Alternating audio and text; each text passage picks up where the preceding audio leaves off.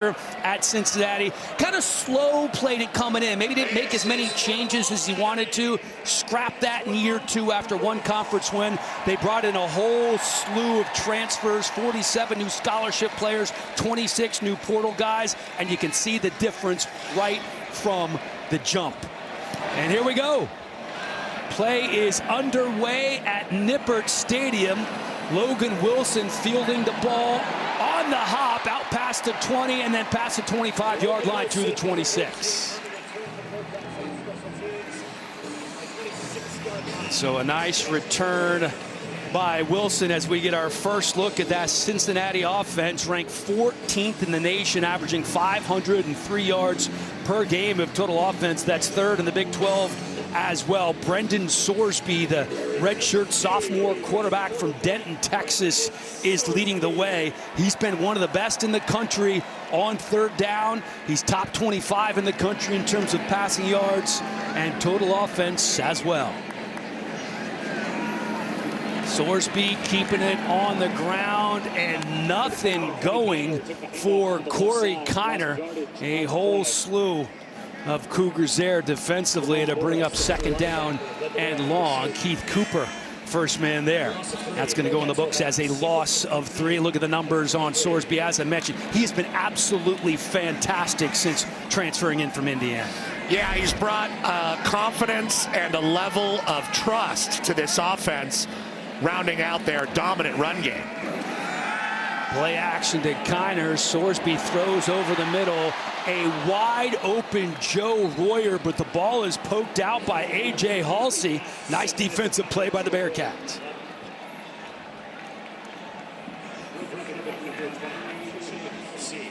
They got their whole offensive line back this year, and that really bodes well for Cincinnati as they get into conference play here, although they don't have D'Artagnan Tinsley, the left guard, today.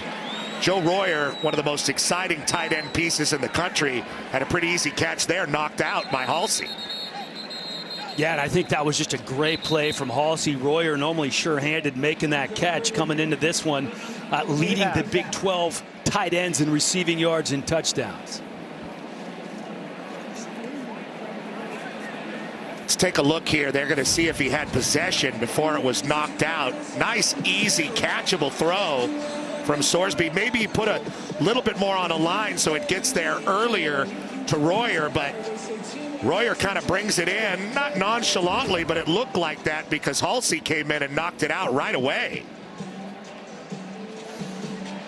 Yeah, it's not sure if he got that second foot down. There's 1, 2. Yeah, you got to make a football move, and it looks like as he was tucking it under his arm, it came out. It looks like he was moving the ball the entire time.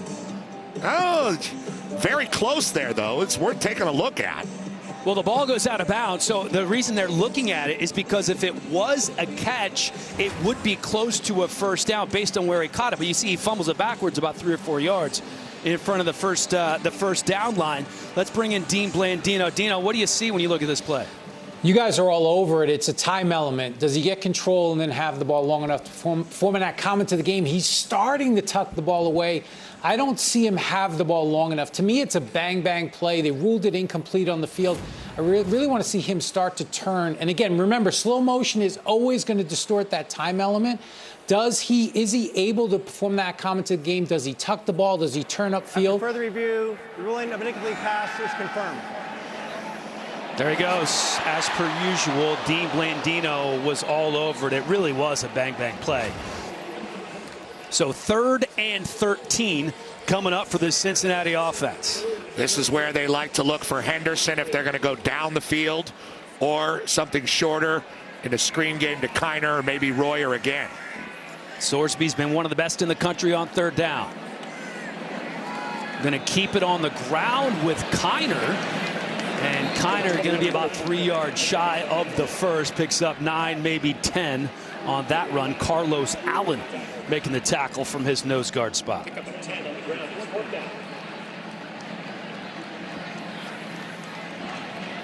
So here comes Mason Fletcher, the leading punter in the Big 12, also 4th in the nation, averaging about 47.5 yards per punt.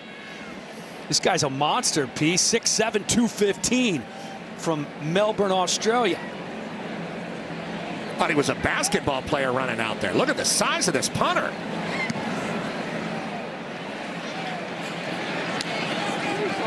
Catch made inside the 20-yard line, and down goes Mekhi Muse after he picks up a couple. A 48-yard punt, almost right on the number for Mason Fletcher. And here is Donovan Smith, the senior quarterback from Las Vegas, Nevada, 3 years at Texas Tech. Year number 2 at Houston. Tore his labrum late last season, wasn't cleared until July 1st, and we mentioned kind of an up and down season through 3 games thus far. Gonna pitch it outside to Stacy Sneed. Sneed taken down right away by Eric Phillips. Taking a look at this Houston offensive line, 4 new starters on the O-line. David Ndukwe is one of those guys. He is replacing Patrick Paul, who was so good for so long. Rayshawn Sanford at running back, the guy who normally gets the start, and then Stephon Johnson, the wide receiver who's been making the most noise thus far. But here's Stacy Sneed again from the running back spot, picking up 2, maybe 3. They like Sneed. They're going to play 4 running backs, but Sneed is their most explosive back. Sanford probably the second most explosive, but this is a very experienced Cincinnati front, where Cincinnati is new and experimenting is in the secondary. But as far as the linebackers and the defensive line goes, Cincinnati has a real strength there and an advantage against Houston. You saw in the first couple plays. All right, going to be interesting to see what offensive coordinator Kevin Barbay draws up here on 3rd and 10. Normally scripts the first 8 plays of the game, as we have a flag down.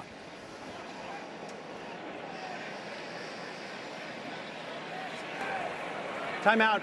Cincinnati. Their first of the half. 30 seconds in length.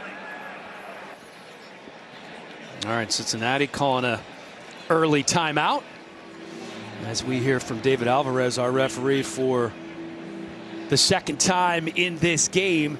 And you know, it's an interesting story for Kevin Barbay, the offensive coordinator, because he talks about scripting the first 8 plays. Obviously doesn't always go exactly in the order he had planned, but I wonder if 3rd and 10 he stays with the script here, has to go a little bit off script. Yeah, you probably have to go off script once you get into the 3rd down, but it's kind of interesting. Both these teams kind of like a boxing match offensively, feeling each other out. The only real impactful play we had was the long throw from Sorsby to Royer that ended up incomplete. They had to look and see if it was a fumble. 4 wide for Smith. Over the middle, and he's picked off. Donovan Smith picked off by Josh Minkins, who missed last week, back in the starting lineup. Still not fully 100% healthy, but gets his first interception of the game. And let's not forget that it was last year Donovan Smith had trouble against this defense as well. Yeah, threw 3 picks, and that was the difference in the game down in Houston. Smith able to get rid of that ball, a little bit of pressure, but stepping right in front is the free safety, Minkins, who you said, Dan, has been banged up, was a game-time decision. One of those guys that came over from Louisville with Scott Satterfield, making a big play early, and Cincinnati's been getting early picks from this secondary early this season. Derek Canteen with one last week in the rivalry game against Miami of Ohio. So great field position for the Cincinnati offense at the 45-yard line. I love those big hats. I love those big as long as somebody's not in front of you, you know, in a movie theater or something, it's great. Movie theaters are games. You don't want to be sitting behind those guys. Quick change for Houston's defense. We'll see how they handle it. Sorsby to throw on 1st down. Little hitch. Completes it for the 1st down. And this is the guy who has been so dangerous with the ball in his hand. Jamoy Mays picks up 20 for the Bearcats. Guy out of Chattanooga, and they say they trust him. And good job by Sorsby there, working progression, looking, stretching the defense, freezing the linebackers by checking out into the flat and then getting it over the middle to Mays. Good looking throw from Sorsby, and his first throw was looking pretty good too. Mays had that 52-yard catch and run against Pittsburgh. You get him out in space, he is tough to bring down. They have a roughing the passer penalty, which the mic was down on the ref, but Sorsby hit the face here. You got the hands to the face. Yeah, Michael Batten there with the double rejection to the face. That one's going to go on the Cougs as well, I think. Yeah, looks like offsides there on the defense, so just inside the 13-yard line. Here's another look at that Sorsby hit. False start. Offense. Number 74, 5-yard penalty. Still first down. It looked like he was drawn, but they call Philip Wilder. And that's the big 15 yards before the 5 with the punch to the face after the ball's out. So the penalty moves him back to about the 17.5-yard line. Going to keep it on the ground. Here's Kiner. Kiner doesn't get back to the line of scrimmage. Nice job defensively by Michael Batten, who was called for the penalty, making amends. He's coming in as the leading tackler on this Houston defense. Yeah, they love to blitz him, and you saw that on the previous play. Really, really impactful player. 19 tackles, transfer senior at a ULM, and very active as far as bringing pressure. Nice job they've done against Kiner so far in this game. He hasn't had much to do. Kiner 2 carries for just 7 yards thus far. 2nd and 17 here. Sorsby to throw. Pressure coming off the right side. Goes up top, and he got him. What a catch by Xavier Henderson.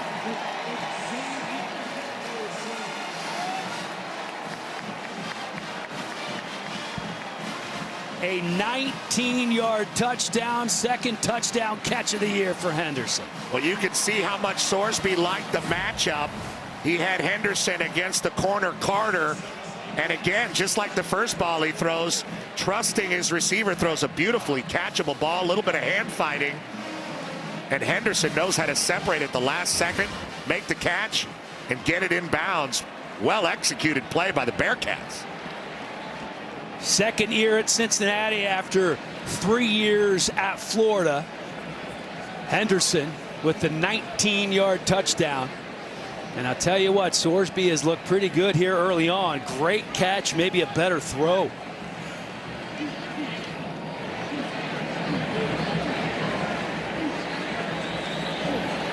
And on for the extra point is the walk-on kicker Nathan Hawks, who had an absolutely monster week last week with a 55-yard field goal and a 50-yard field goal as well. So the Cincinnati defense makes a play early on. Josh Minkins with the interception. Offense takes over and finds the end zone. It's Sorsby to Henderson. Cincinnati on top, 7-0.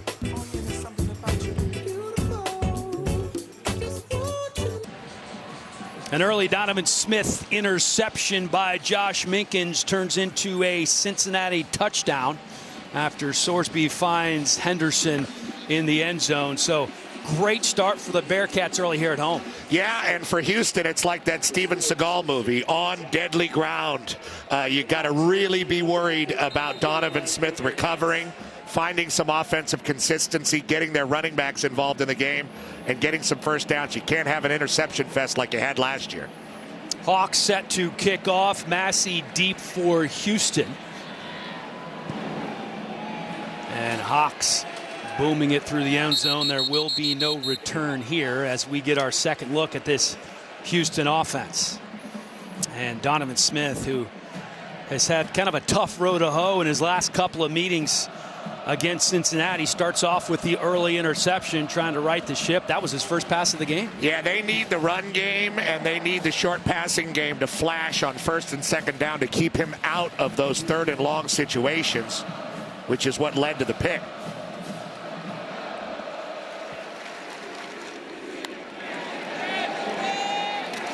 Rayshawn Sanford, the 2nd in at running back here, picks up 4.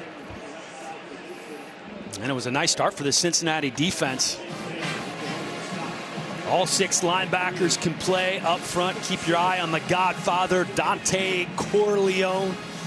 And these linebackers have been really good. Jaquan Sanks, a young player who has certainly stepped up. You saw Minkins with the interception already. He missed last week, but back making a difference at safety already. 2nd and 7. Smith pressured, eludes the first rusher, picks up 3 more. That's going to bring up 3rd and 3, maybe 4. Minkins shoving him out of bounds. And this is where you want to be if you are Houston in more of a 3rd and short situation, so you don't have to have Smith over creating, especially early in this game when his confidence has been shaken. Good decision there. Tuck the ball, lean forward, and get what you can. Houston converting 27% of the time on 3rd down. 3rd and manageable here. They call Smith's number, trying to stretch for the 1st down, and he gets it. Interesting play call there. They go with an empty backfield, and they motion the tight end, Jaden York, around. Maybe give him a jet sweep. Instead, he tries to lead block. Misses the block completely, but Smith is so big and sheds tacklers so well that he's able to get it, and now he's out of the game. Zion Chris, the backup quarterback, the sophomore from Baton Rouge, Louisiana. Played a couple of years at Louisiana. Dangerous with his feet, and here he goes. Picking up a nice block. And picks up 8 yards, does number 2, Zion Chris, checking into the game for Donovan Smith. And pushed the freshman running back, 185-pound Stanford, in front of him for a block, but a good job getting his feet wet and running the ball. They want him involved, like we talked about, a little bit beat up in camp, but a guy that can play, and they want the ball in his hands. With the transfer portal, no such thing as, red shirting and waiting for a lot of these guys. Parker Jenkins back in at running back. Smith pressured, kind of a low throw to Jenkins, and he is met right away by Derek Canteen. The 1st-year transfer from Virginia Tech has been excellent this year. Yeah, they voted Canteen captain. He had a big pick to start out the Miami of Ohio game. Smith slips a little bit while he's trying to push up, but is able to get rid of that ball to Parker Jenkins, who's kind of their all-around solid back, but not solid enough to get away from Canteen. 3rd and 4 coming up. They converted the last one, and every 1st down helps Houston calm that offense down and rest that defense. It's Snead at running back. Smith looking his direction, passes a little bit behind him, but he picks up the 1st down. Well, that was basically an outlet route run by Snead, but he could have been the primary receiver. Just turns and shows the numbers to Smith, and a little bit off, but he makes that play. And another conversion as Willie Fritz come over and congratulate Stacy Snead on a new set of downs.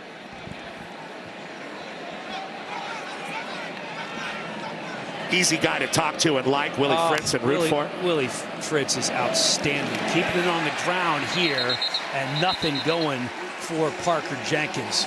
Jordan Young from his cornerback spot had that big pass breakup on 4th down last week against Miami, making the stop. Well, they know that Houston and Kevin Barbay are being very careful with their play calling. So on 1st and 2nd down, they're really pressing against the run and trying to stifle these Houston running backs. Cornerbacks so close to the line of scrimmage. Jordan Young in the backfield making a play for a TFL. 2nd and 12 here for Houston. Smith looks to his right, tucks it and runs. Gets back to the line of scrimmage, and then met by a wall of Bearcats. Marquez Parker, one of the men there. And here's the 3rd and long situation that Houston's been trying to stay out of. Houston 6 for 14 on 3rd down last week against Rice. 2 for 3 today. And the one place this Cincinnati defense has been susceptible is to big plays. It's been their Achilles heel. Houston's going to need one here to pick up the 1st. Smith loses his footing and the ball momentarily, hops back on it. That's going to bring up 4th down. Houston going to be forced to punt. Well, he had the Godfather pressing him in the backfield, not to mention Eric Phillips This is the second time he slipped on this drive. Loses the ball, kind of tries to use the ball in his offhand to hold him up. He's got to come back for it. Almost another turnover and as many possessions for the Cougars. Yeah, lucky that he hopped back on that ball. Tyron Smith back deep to return the Joseph Kim punt.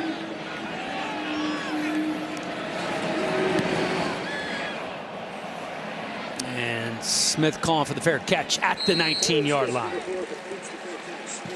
Cincinnati's defense answering the call. Houston looking for an answer on offense, down 7-0.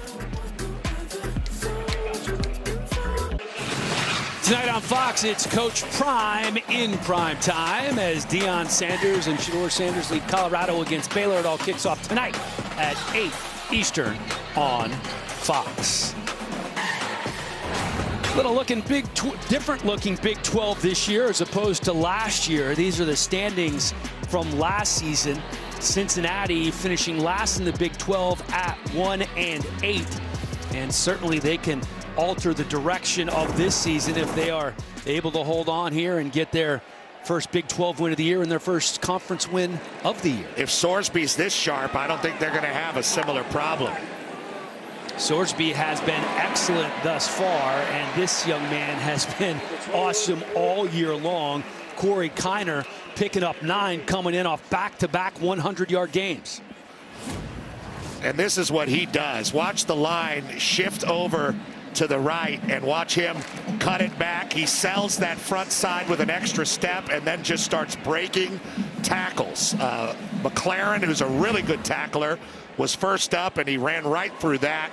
That's what he does, creating great second down, third down situations. Yeah, 2nd and 1. Coaches will take that every day and on Saturday. Unfortunately, he loses a yard on that carry, bringing up 3rd down. Anthony Holmes Jr. from his nose tackle spot coming in. I mentioned the back-to-back 100-yard games, 149 against Pittsburgh. They narrowly lost that game, an outstanding comeback for Pitt in that game, and then 126 against Miami last week in the rivalry game. And they got away from him a little bit toward the end of that Pitt game, and some of the talk in the area was that was why they lost. He is necessary to this offense, and they got to feed him throughout the game because he gets better throughout the game. Sorsby looking to throw, flushed out of the pocket to his left, and there comes the flag. You could see it. It was Gavin Grover, the tight end, but Hershey McLaurin, who's going to be called for the penalty. McLaurin's tackled really, really well and has really popped on tape, but there you see he's there early. Number 15, automatic first down, spot the foul. Both hands on Grover, the 6'6" tight end. Hard guy to knock over is Grover. A lot of tall guys out here. You got a 6'7" punter, you got a 6'6" tight end, and let's not forget about Joe Royer. We said his name earlier, and we're going to be saying it again. There's no doubt about that. So 1st and 10. Fresh set of downs for Cincinnati. Operating out of the pistol. Sorsby to throw. Plenty of time over the middle and wide open, the aforementioned Joe Royer. It's almost like we knew it was happening, Pete. You're a prophet. He was looking outside to Xavier Henderson, who was working beyond the hash. And Sorsby, so impressive, working progression in this game, even when he was flushed on the last play for the PI. Very, very calm and collected in his decision making. Comes off the primary, finds the tight end over the middle beautifully. Pickup of 21 yards, the ball just inside the 45-yard line for the Bearcats. Keeping it on the ground here, plenty of room for Kiner. Corey Kiner breaking a tackle, and he's in for the 2nd Bearcat touchdown of the day. A 44-yard touchdown run for Corey Kiner. They love it at the nip, and the reason is the offensive balance. You see Sorsby very, very calm, making plays down the field. That keeps Houston's defense off balance. Kiner, really good cutback runner, and sometimes you want to be slow to it and fast through it. That time he saw it right away and was fast. The second he got the ball, darted through that hole, scored. I thought it was Willie Fritz who said that's how he wanted his running backs to operate. He saw exactly that case from Cincinnati here. Slow to the hole and then fast through the hole. Corey Kiner has been so good for so long for Cincinnati. Well on his way to his third straight 100-yard game. Welcome back to Cincinnati. Bearcats on top 14-0. 5 explosive plays already for Cincinnati. The last one from Corey Kiner. Watch this zone. It's everybody moving this way, right? And you're going to see Corey Kiner sell that front side and really move that front side as everybody goes, and you see both linebackers, Batten and Morris, take themselves out of the play, and here comes Kiner. Just wonderfully executed zone running, patient but also fast through the hole when he saw it. A lot of the time you can't cut it back that early, but if the linebackers are going to vacate that quickly, it opens up like a runway. Kick called in right at the goal line. That's Brian Massey. And flags flying as Massey's taken down right around the 20-yard line. This offense from Cincinnati has been so impressive thus far. Houston just trying to get something to go. 13 yards of total offense as we're coming near the end of the first quarter here, and it looks like a face mask called on the kickoff return. Personal foul, face mask, receiving team, number 54, half distance to the goal, first down. Looks like that's on Okoye, coming in on your left side. Kind of a catch and release there. It wasn't very long, but he did grab it for a moment. Yeah, like catching a tarpon. It's illegal to keep them. You do a lot of tarpon fishing? You know me, a real outdoorsman. 14-0 Cincinnati. Donovan Smith back in the game at quarterback. And he has struggled. One fumble he got back and the pick, and we've already seen Zion Chris, the backup, once. He's 2 of 3 passing. That one incompletion for the interception, keeping it on the ground here with Stacy Snead. This is a guy who can score anytime he touches the ball.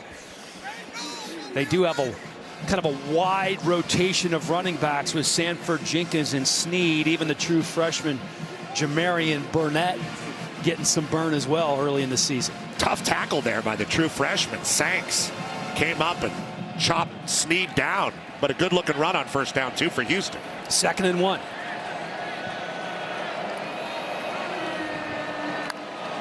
Empty set for Smith. Quick pass out to the left side. That's Johnson, and he's not going anywhere. Kalen Carroll wrapping him up. Well, you know, we talked about the inexperienced secondary of Cincinnati, but they are hitting early. Look at the freshman Sanks there on a very shifty player. Snead taking him down, and Carroll pressing the short passing game, not letting Stephon Johnson, who's very, very explosive, get going. Cincinnati been playing excellent defense throughout the afternoon. It's Snead and a running back on 3rd and 5. Smith again going to call his own number, picks up the first down. Quarterback draw been one of the more effective plays for Houston so far. That is his second designed run for a first down in the first quarter. He also had the pass to Snead, which was a first down. They're only rushing 3, and they double team Corleone and bring Snead, so there's a lot of room there for Smith to run that ball, almost free access.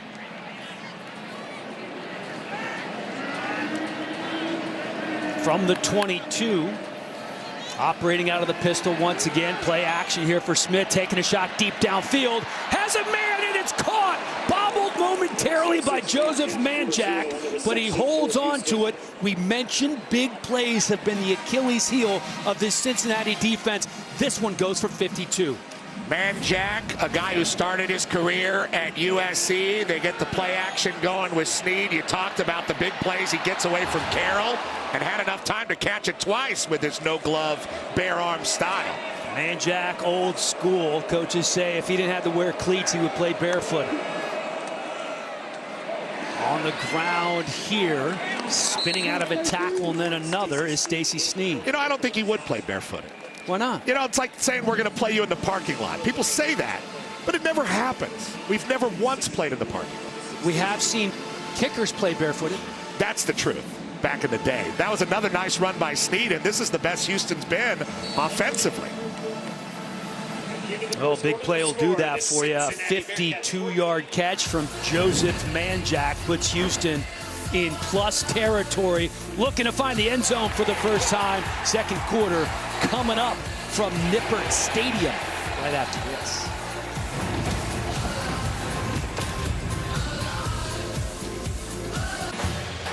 $14-0 Cincinnati on top of Houston, but the Cougars are marching, due in part to this guy, Joseph Manjack, with his 20th straight game with a catch, and this one was big.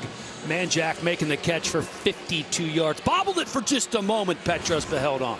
That's a big play for Houston as well. Manjack still upset that he bobbled that one, needed to catch it twice, but they needed to have the next punch. 2nd and 1 at the 16. Designed run for the quarterback, Donovan Smith, and once again, he picks up the first down. That's his 6th carry of the game. He's averaging less than 2 yards per carry, but when needed, he's picking up the first. Well, he leans forward, and with that 6'5", 235-pound frame, he's getting a first down almost every time he runs. The Godfather, Dante Corleone, ran him down there, but Houston desperately needed this, and we'll see how they call plays in the red zone to try to convert. Keeping it on the ground with Snead. Snead tripped up just as he crosses the line of scrimmage by Logan Wilson. Good job trying to contain by the North Texas transfer, Logan Wilson. Snead, very, very dangerous out on the edge. And they have a lot of guys like that. Stephon Johnson. We haven't seen Mekhi Muse yet, but some very fast players. Sanford we've seen a little bit, but Snead is their most experienced, explosive playmaker. 2nd and 9. Smith looking over the middle. Lucky he wasn't picked off again. Kind of a low pass. It was Minkins there. He was looking for Stacy Snead. 3rd and 9 coming up. Snead's their guy. This is what they call a Texas route. Snead's going to try to come across the middle after sort of faking that he was coming to the flat, and Minkins was bearing down on him. But if that ball is catchable and on the chest of Snead, he has a chance. Errant throw. 3rd and 9. Smith looking to throw again, this time to the right side. Making the play right away was Jared Bartlett. Snead unable to make the catch. Bartlett got there right as the ball was arriving. Snead didn't have a chance. I understand the play call from Kevin Barbay. Instead of bringing him across the middle, you run him in the same direction and then keep him going outside. But nice read by Bartlett, who's there in a hurry, and ball wasn't very close either for Snead to have a chance. So here comes Joseph Kim, the redshirt freshman from Lawton, Oklahoma, a 32-yard kick. And it's no good. Wide right for Joseph Kim, and still a 0 on the scoreboard for Houston after that big play from Joseph Manjack.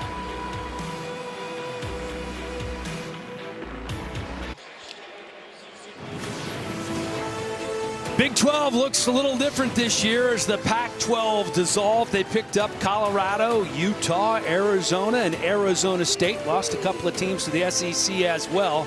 Cincinnati and Houston made their Big 12 debuts last year, so it's year number 2 for both programs, but it's really year number 1 for Willie Fritz as he's kind of still getting his footing in the conference and his first time with the Power 4 program. Yeah, big buyout for Dana Holgorsen, and they foot the bill to bring in a very well-respected coach, Willie Fritz. You know, I remember when Utah and Colorado over a decade ago came to the Pac-12, and especially for Utah, it took a little while to get that talent level up. Kiner getting a rest, and Evan Pryor, the Ohio State transfer, checking in at running back. Kendra Gant makes the stop from his middle linebacker spot. Happy to have him back. And Pryor, 100-meter guy, like you said, only had about 40 carries in his Ohio State career, but a really nice changeup for what Corey Kiner has to offer as we look at Joe Royer, the excellent tight end transfer as well. Sorsby rolling to his right, easy completion and a pickup of 5. That's Barry Jackson Jr. making the catch. You can tell he's a little frustrated. Thought he could have picked up a few more yards, but ended up going out of bounds there. That's his second reception on the year. They like his explosion, somebody that's still learning the offense. Redshirt freshman from Cedar Grove High School in Georgia. We mentioned the change here for Cincinnati. 47 new scholarship players, 26 new players coming in via the portal.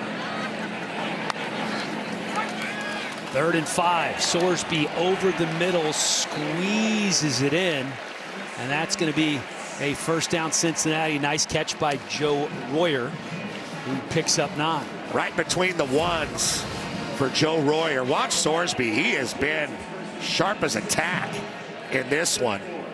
Good coverage, but more of a catchable ball. Almost forced him to catch it as Carter was right on top of Royer.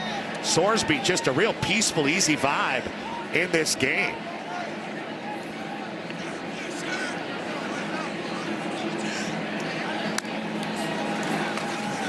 Keeping it on the ground here, trying to bust it to the outside is Pryor. And solid run for Pryor before A.J. Halsey makes the stop.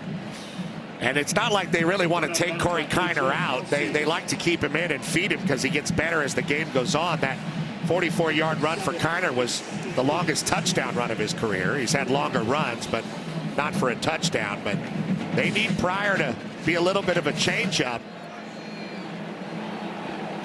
Yeah, Pryor and Royer, both Ohio State transfers, big pieces to this offense this year.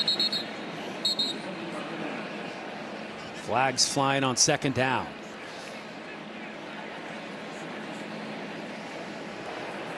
False start, offense, number 56, 5-yard penalty, still 2nd down.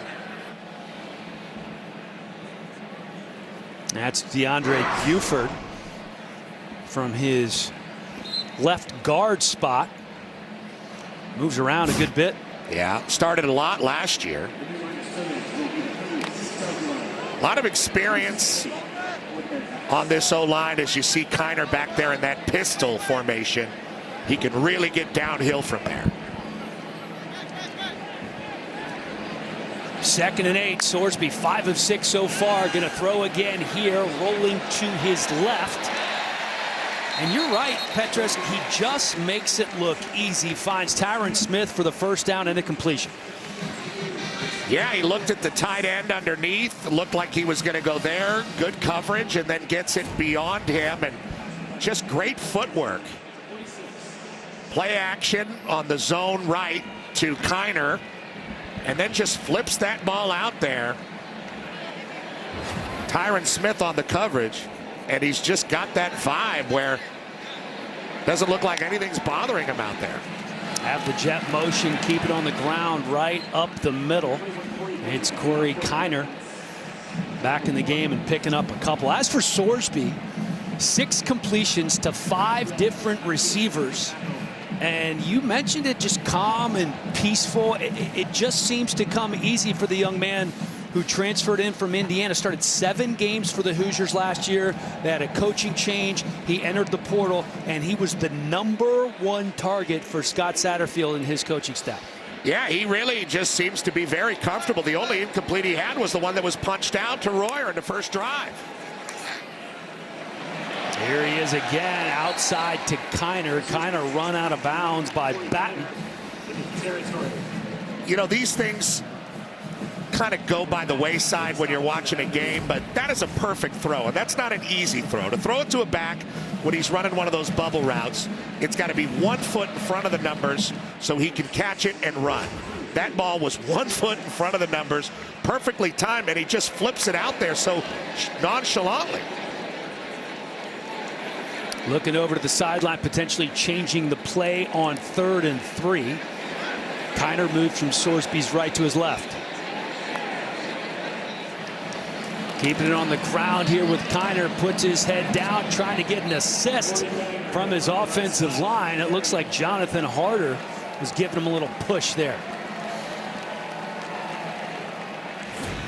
Kiner, 5'9", 210-pound back, but he runs a lot heavier than guys that are 230, 235. I mean, he really knows how to get behind his pads and pump his legs, and he sheds tackles. He did a nice job there with the assist from Philip Wilder, who's back at right tackle, up top, and unable to connect with Xavier Henderson. Nice recovery by the line judge there. Yeah, everybody was falling down, flags flying. It was Kristen Davis in coverage. See what happened here. Prior to the pass, holding, defense, number 17, 10-yard penalty, and an automatic first down. Yeah, Davis, like you said, Dan, holding Xavier Henderson. Yeah, kind of shoved him out of bounds. Here's another look. Yeah, they're down here. And remember, beautiful touchdown earlier in the game. It's the same matchup. Just a little too handsy from Davis. Good drive by the Bearcats. Bearcats have looked good on offense, keeping it on the ground here, and unable to turn the corner is Evan Pryor. Really good tackle again by Hershey McLaurin, one of the old Dana Holgerson holdover players, transferred from West Virginia. Carlos Allen in the area as well. Disruptive nose guard, but these guys, you can see they're breathing, getting tired. This is a long drive that Cincinnati's putting together. Yeah, almost 6 minutes. This is the 10th play. 2nd and 9 here for Sorsby. Fakes the handoff. And nice defensive play there to break it up was Tegan Wilk. It was Aaron Turner who was trying to make that catch, but we have another flag down.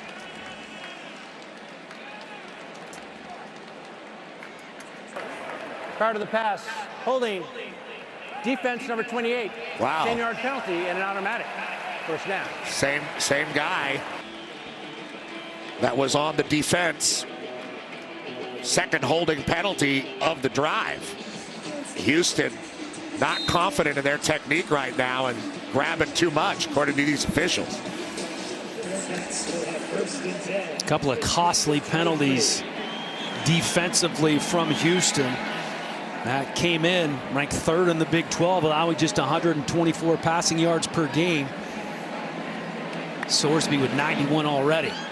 Set to throw again here. So calm in the pocket. Dumps it out to Kiner. Kiner with another first down inside the 10-yard line for the Bearcats. I'll tell you what, he's new on the scene. He got 7 starts last year at Indiana, but I could not be more impressed with Brendan Sorsby. Look, he finds Brandon Mack, number 4, just kind of out there in space. Mack doesn't know if he should take the back who's too far away from him or the quarterback. And Sorsby just does the right thing and gets it to Kiner. And it does seem to be coming almost too easily for him in this game. We got an injured player out there for Houston. Walking off the field back after this. I tell you what, P, Brendan Sorsby has been absolutely outstanding thus far. It's the same thing we've seen on tape. He's absolutely nails so far in this one at home. And the thing I'm really impressed with is the way he sets his feet before he throws the ball. A little bit creative on that last one to Kiner, but how did this guy get out of the clutches of Indiana? This is a huge jewel of a transfer quarterback for Scott Satterfield. Fake the handoff to Kiner. Sorsby wrapped up at the 15-yard line. Xavier Stillman with the sack from his nose guard spot.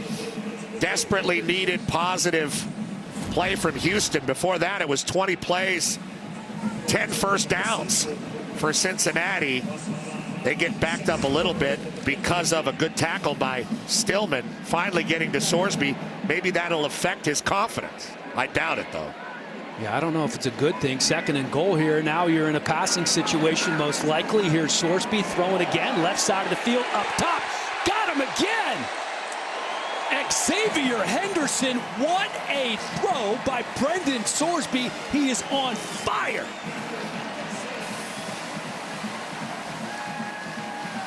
Well, they don't have an answer for Henderson when they throw it to him deep.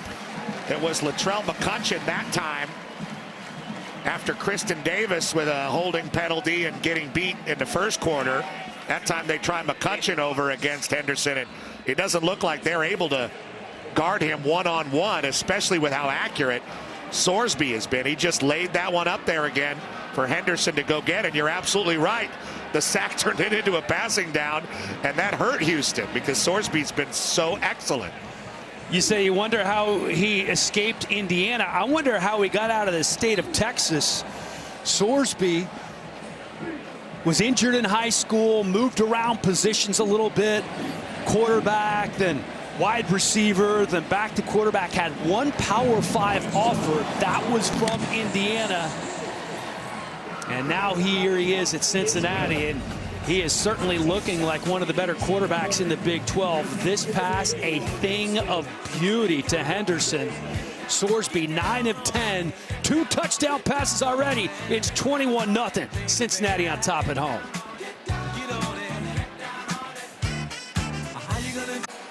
21-0 Cincinnati on top after the second Sorsby to Henderson touchdown connection. A 14-play, 80-yard drive that ate up over 7 minutes of clock. Offensively, Cincinnati clicking on every single cylinder possible. Yeah, they gave up a sack and then turned around and threw it right into the end zone for a touchdown, as you predicted. Houston with a pretty good drive last time. We'll see if they can get it going again. The missed kick really hurt their momentum. First 2 drives, 13 yards combined for Houston. Last drive, 10 plays, 77 yards. Had a very makeable field goal attempt that was missed by their kicker, Joseph Kim. Now look at the passing numbers for Donovan Smith. 52 of those yards came on one completion to Joseph Manjack.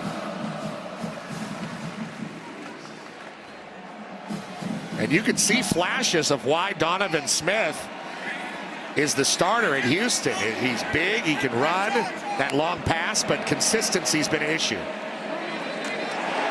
They look outside, quick pass, and then dump it off down low. Parker coming in with a monster hit to make sure that they aren't going anywhere. Yeah, they tried to run a middle screen with a fake out to the edge and threw it short, and it was read perfectly by the freshman Parker.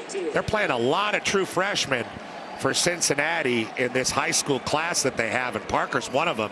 We saw Sanks make a big play earlier. 6 negative plays in the game so far for this Houston offense. And this almost another one. Manjack just nowhere to go. A couple of defenders there. Galde making the stop.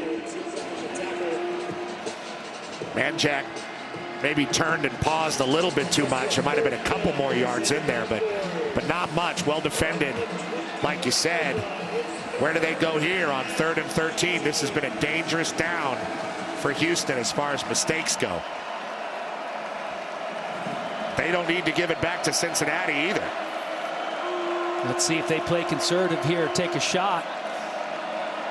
Donovan Smith looking to the right side. He's going to have to tuck it and run, and again he slips.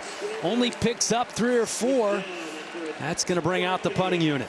And that is the 3rd time that he has slipped down trying to create something in that pocket after things have broken down. Houston dropping 8 guys, it looked like, in that situation. And Cincinnati dropping 8 guys, and Donovan Smith just couldn't find a receiver. Out comes the left-footed Liam Doherty. Replaced fellow Aussie Lane Wilkins at the punter spot. Pressure coming off both edges. Luckily able to get that off. Bobbles the ball for a minute, does Tyron Smith. Able to hold on to it. Surrounded by 4 Houston Cougars. Very lucky break for the Bearcats that Smith able to hold on to the ball. Here's another look. Calls for the fair catch.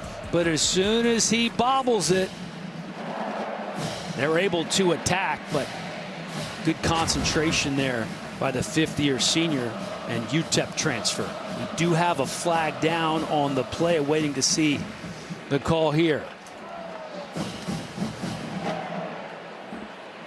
I think they're talking about the catch radius, but the bobble, I think, changes things. You see the special teams coordinator, Kerry Combs, for Cincinnati on the sideline, trying to help explain it.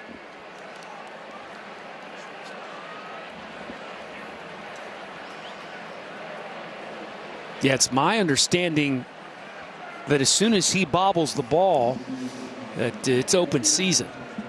There was a signal, kick catch interference, kicking team, 15-yard penalty, first down. Timeout on the field. He made a signal, but he bobbled it. Called it anyway. Great start for Cincinnati so far. 3 touchdowns on the board. 2 of those coming from their quarterback, Sorsby. So we did consult with our rules expert, Dean Blandino. Once the arm goes up for the fair catch, Smith is given the opportunity to complete the catch, and the Houston coverage unit has to give him the opportunity to do so. So the ball essentially has to hit the ground before they can make contact with the return man. So that was the penalty. And this is Corey Kiner picking up 2. Tough call for Houston, and they desperately need a stop here.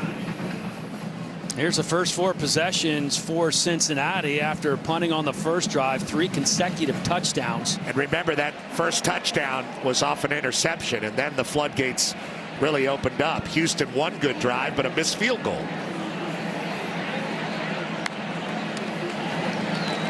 Sorsby rolling to his left, and wide open is Tony Johnson. I'll tell you what, it seems like far too many easy completions if you're defensive coordinator Sheil Wood for Houston. Can't like what he's seeing so far. He's very comfortable rolling out to the left and turning those shoulders, and he's got that tight end Royer, who's catching a lot of attention closer to the line of scrimmage. This is the 2nd time he's laid it out there for the 2nd more deep receiver. That time, Johnson. 10 straight completions for Brendan Sorsby.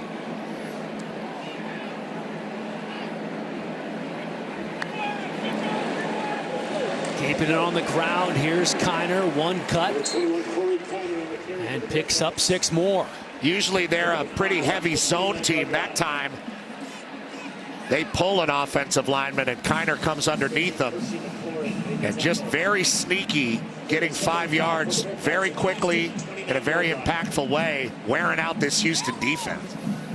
Corey Kiner coming into this game with more broken tackles than any running back in the nation. And you can see why. Team voted him captain this week. Says he's a silent leader, doesn't say a whole lot, but certainly his play does the talking for him. Here's Kiner again. Houston doing a nice job defensively.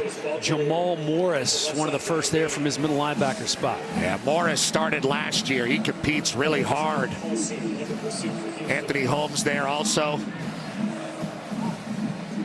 Sophomore nose tackle. Houston defense coming in ranked 3rd in the Big 12, giving up just 239 yards per game. They've given up 207 here in the first half to this Cincinnati offense, which has proved to be quite potent. We're at the 2-minute mark. Back in a moment. Hey, Hey, coming up on the State Farm halftime, Ohio State with one final tune-up before Big Ten play. Can Florida cool down the hot seat for Billy Napier? And our guys tell us who has the edge in today's huge Utah-Oklahoma State matchup. Dan and Petros, my brothers, back to you. Thank you, Mike. Third down coming up for Cincinnati. They haven't seen third down very often in this game. Just the fourth time today, 2 of 3 so far. And here's Sorsby calling his own number. Picks up 2. And looks like they were almost content just to settle for a field goal on that one. Interesting moment there as far as a play call from Brad Glenn, the OC for Cincinnati. Sorsby not even waiting for that play to develop, just tried to take it immediately to the line of scrimmage, and they bring out one of the great stories last week in college football. Oh, Nathan Hawks last week, his first ever kick for Cincinnati from 55 yards out. And this would have been good from 70p. And not only does he hit a 55-yarder, he hits a 50-yarder as well. The first time in the 137-year history of Cincinnati football that a kicker nailed 2 50-yard kicks in one game. Yeah, their original kicker, Carter Brown, had an injury, so Hawks hung around in camp, and when Brown started struggling, they put him in there, and he's become an overnight sensation here in Cincinnati. Kickoff specialist about midway through last season. Started his first game as a kicker last week, had that pair of 50-yarders. And this one is pure from 46, so Nathan Hawks now a perfect 3 for 3 on the season. A 46-yarder, a 50-yarder, and a 55-yarder for the fifth-year senior from Einan, Ohio, and the former Wittenberg kicker. Just perfectly executed. Nice hold from Fletcher, that big long punter. And it almost felt like situationally, Dan, like you said, Coach Satterfield wanted to see Hawks kick it again. Just make sure he's still hot after last week. Wasn't just a fluke. Well, he looks pretty darn good. You mentioned it, Petros, one of the best stories in college football. Yeah, guys thought his career was over. Was at Wittenberg College and thought he was going to call it a career. His first kick there was a missed extra point. Ends up transferring to Cincinnati, walks on, and then gets his first opportunity to kick in a Big 12 game last week and just answers the call, you know, making history. Talk about the portal and talk about NIL. There's Coach Satterfield, who was so excited to tell us the story. You can talk about all these modern things in college football, but we still have great stories like that week in and week out. And the return here from Massey out to about the 20-yard line. Tomorrow it's an NFL doubleheader on Fox as Jalen Hurts leads the Eagles against the Saints or other regional action. Then in America's Game of the Week, Lamar Jackson and the Ravens taking on Dak Prescott and the Cowboys. Check for the games in your area only on Fox and the Fox Sports app. Big game for both the Cowboys and the Ravens there. Backs up against the wall a little bit early in the season. Speaking of backs against the wall, Houston desperately needed to put some points on the board, down 24-0 with 1:45 to go in the first half. An easy completion to Stephon Johnson. They'd like to get him more involved in the offense. Yeah, they need more of that. Get the ball to some of these playmakers out on the edge. Muse, Johnson, Manjack. We saw the long pass to Manjack earlier. Let these guys create with their legs a little bit. Don't put all the pressure on Smith. Stunning statistic there. 90 total yards for Cincinnati in this quarter. Just 2 prior to that last pass for Houston. But they're moving the ball here. Just over 1.5 to go. That one to Stacy Snead. Sometimes a 2-minute drill can wake up a quarterback's accuracy as they get the tempo going a little bit. 3rd and 1 for Smith. Plenty of time. He's going to pick up the first down with his feet, as he has done several times thus far today, and gets out of bounds. Jack Dingle forces him out of bounds, but Good awareness there from Smith. Starting to look more and more comfortable, especially starting with the last drive. Dingle, a Bearcat staple, family of Bearcats.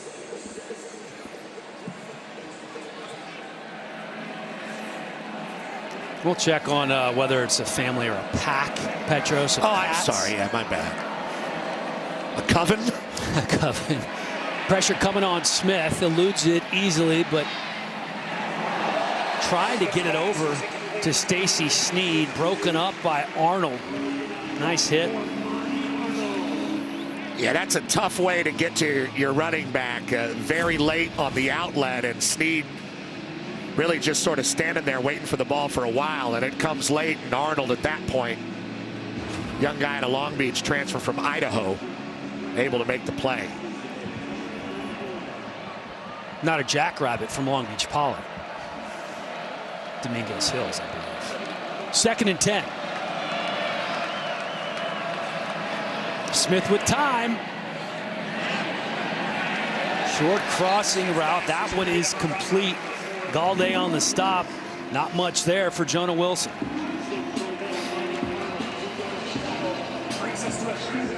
Third down situation for Donovan Smith. Not a great position on the field. How much risk do they want to put into this? They don't want to give up another score before half. Smith again, short pass, going to be shy of the sticks.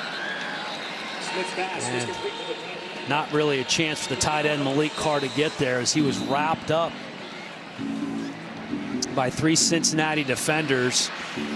Time winding down here, and just nothing going for Houston offensively. They had that one shot play to Joseph Manjack that went for 52 yards, put him in scoring position.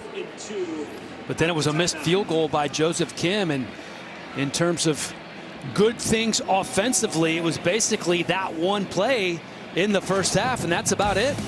Cincinnati defense has had a lot to say about that. They have been hitting hard, coming up and making plays in the short passing world for Houston. Really just kind of stifling their athleticism. These guys can't get their legs going. Young guys like Sanks flying up, making plays. Parker, and of course staples like Corleone and Dingle, and we saw Minkins and Canteen make some good plays too from the safety position. They're starting to develop their rotation in the secondary. Cincinnati really coming around defensively. They held Miami of Ohio to 24 yards on the ground last week, the lowest total since 2020. A huge improvement after allowing Towson and Pitt both to run for 190 plus. Houston forced to punt. And the ball bouncing to the 5-yard line before it's down by Houston. 14 seconds left on the clock for Cincinnati, who will presumably go into the locker room content to be up here by 4 scores. And it looks about exactly like it has been. Cincinnati has come out and really controlled this game. Yes, they gave up one drive to Houston, ended in a missed field goal. They had a nice stop inside the red zone. A lot of good things to look at for Cincinnati. And as far as Houston goes, we sort of talked about it in the intro of our show. They're sort of a year behind where Cincinnati is, because Willie Fritz is in his first year, and Coach Satterfield there in his second year has more of a vision of what he wants his program to be like here in the Big 12. Sorsby running up to the line and downing the football, as Cincinnati will go into the locker room up 24-0. Houston are going to get first shot on offense as they will receive in the second half. So 24-zip here in 4 touchdowns this afternoon. Sorsby has been the man pulling the trigger, but Corey Kiner well on his way to another 100-yard game, and Xavier Henderson, who has been so good for this team this year, an absolute first down machine, has at least twice as many targets as the next leading pass catcher on this team. And defensively for Cincinnati, they've been equally as strong with that early interception that turned into points for the Bearcats. And now Houston desperately trying to make something happen on their first drive of the second half here. Just 109 total yards and 6 first downs for their offense led by senior quarterback Donovan Smith, who really hasn't had a whole lot going through the air. That one long play to Joseph Manjack, and then that led to a missed field goal. So searching for points here as we begin the second half. Keeping it on the ground. Nice piece of running. It's Sanford the second with the first carry and the first down of the second half for the Cougars. Explosive freshman running back Rashawn Sanford behind the right tackle Jake Wiley there, and doing a good job kind of hiding behind him. Only 5'9", Wiley at 6'6", burrowing and finding a hole. This is a huge drive for Houston and a great opportunity for some semblance of positivity.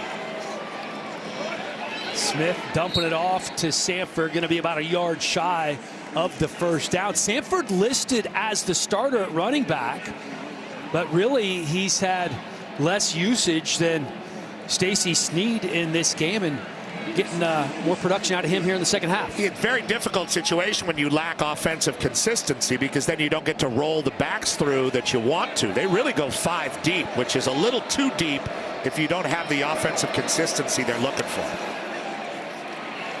2nd and 3. And again, the pass delivered a bit late. Smith was looking for Stephon Johnson. Flag coming in. And Jordan Young was a little early there.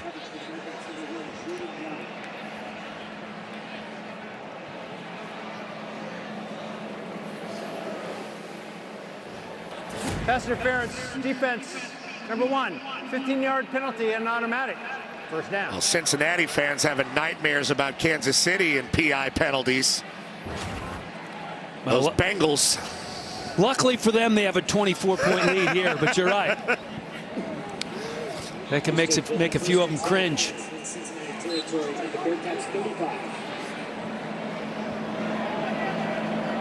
First down for the Cougars. Smith looks to his right, tucks it and runs. Picks up 5. Another designed run, trying to fake the ball out to Sanford on the wheel route or bubble route there, and then turning and running, and it doesn't look like much, but 4 yards with that big body is how Houston has moved the ball throughout the game. Can they get into the red zone and create something with one of these dangerous perimeter guys? Running tempo now, 2nd and 6. Again on play action, takes a shot, just his second of the game, and just can't connect with Johnson. He was about a foot away from goodness. He was coming a long way across, and Smith just kind of laid that ball out there. You see Johnson running kind of a corner route from that opposite slot, and might not have been able to locate the ball there. Didn't really lay out for it. Mistimed by Smith. 3rd and 6. Keeping it on the ground. There is some room. Ball's out. Ball's out. Cincinnati jumps on top of it. And Gola Collard is Johnny on the spot for Cincinnati.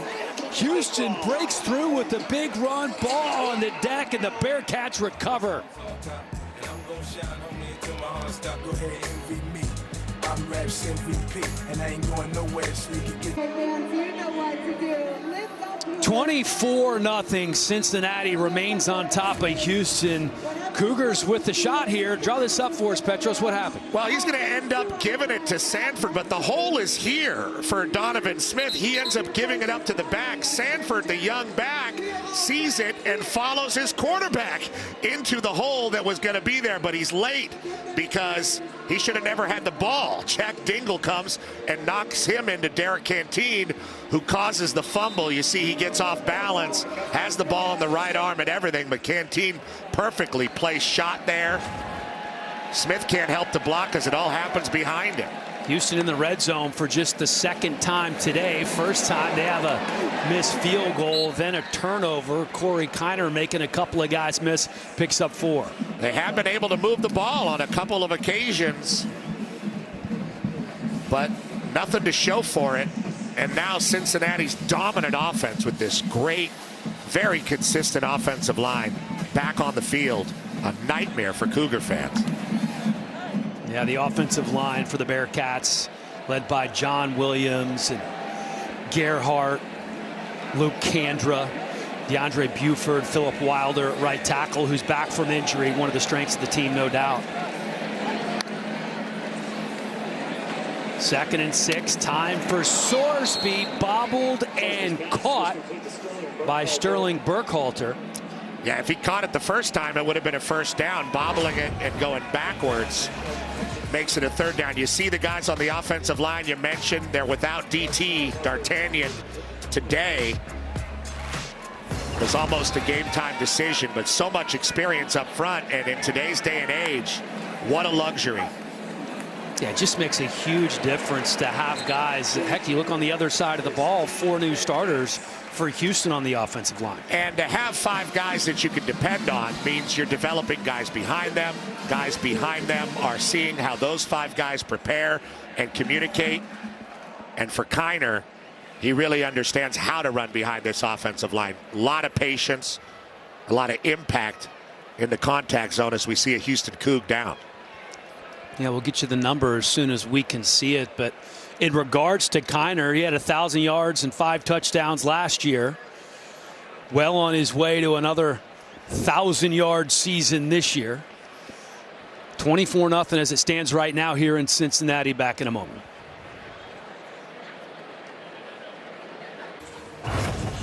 Last time Houston and Cincinnati played here in Cincinnati, the AAC championship game. Both teams ranked in the top 25. Desmond Ridder threw for 3 touchdowns. Jerome Ford ran for 187 and a couple of touchdowns. Sauce Gardner and Cincinnati win it 35-20. They moved to 13-0 and ultimately made the college football playoff. One of the great years in Cincinnati history here at Nippert Stadium. They are currently up 24-0, putting on a very impressive offensive display thus far. Corey Kiner and the running game, Chance Williams getting that carry. Kiner's been the workhorse thus far with 77 yards. Williams picks up 4 on his first carry of the game. Yeah, they go down 3 deep now to the running back, Chance Williams. Transfer out of Grambling State, and they said they wanted to get him some good carries, and I would say that one qualifies, and there he is all the way back there in the pistol again.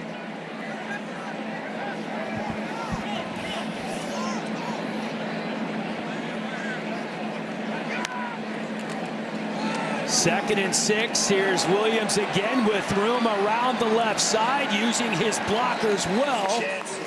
And best run of the game for Chance Williams. Picks up a first down and then some. 16-yard gain for Chance Williams. The captain, right guard Luke Kandra, number 67 and 87, Gavin Grover. You're going to see those guys just convoying out there. He was supposed to take it underneath, but Houston kind of crowded things inside, and they all bubbled to the outside. They play together really well. The offensive line and the running backs really see the field together in this pistol run game look. From the 45, Sorsby's going to air it out, has a man downfield, and another big play for Sorsby. This one going to Sterling Burkhalter. Well, that's 12 straight passes completed for Sorsby, and that is the first time since 2022 any Bearcat quarterback has done that. And every throw he has, this one to Burkhalter, another local guy transferred from NCA&T.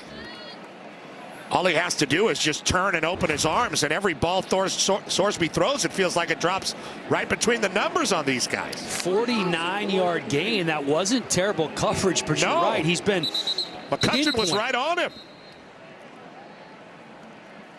And a timeout. Timeout has been called. Sorsby has been excellent, 12 of 13, 189 yards through the air. And everything has been perfect for him. Friday night on Fox, it's a coast-to-coast Big Ten face-off as Washington takes on Rutgers. That's Friday at 8 Eastern on Fox. Kind of digging these Friday night games, P. We're going to have a couple of them down the road. Last night, very exciting.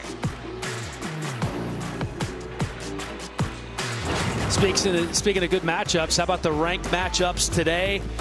Your Trojans taking on the Wolverines at 3:30 Eastern. The Utes in Oklahoma State so far, the cream of the crop in the Big 12. That's at 4 right here on Fox.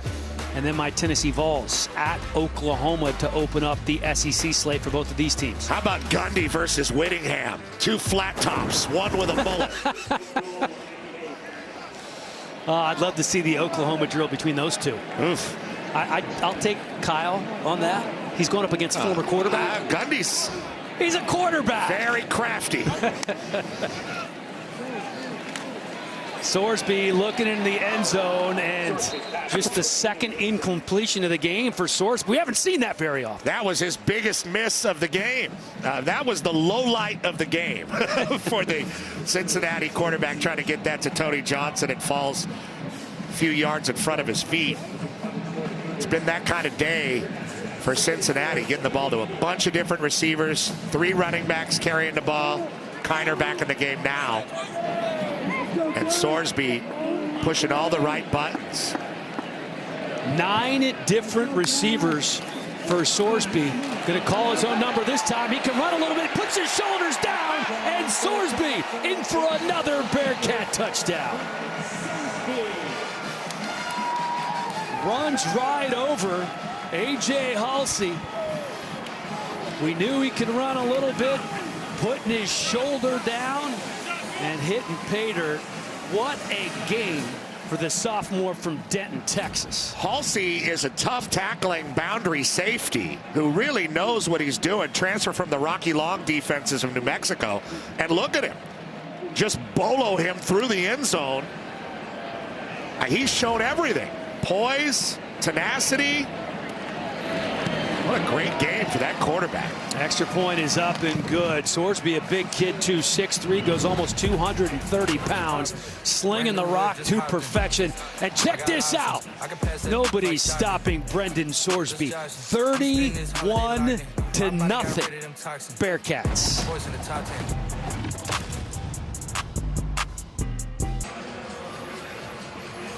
Perfect scenario if you're Cincinnati up 31-0 here at Nippert Stadium. Not so much if you're the Cougars of Houston. That last drive, 8 plays, 89 yards, 4 minutes.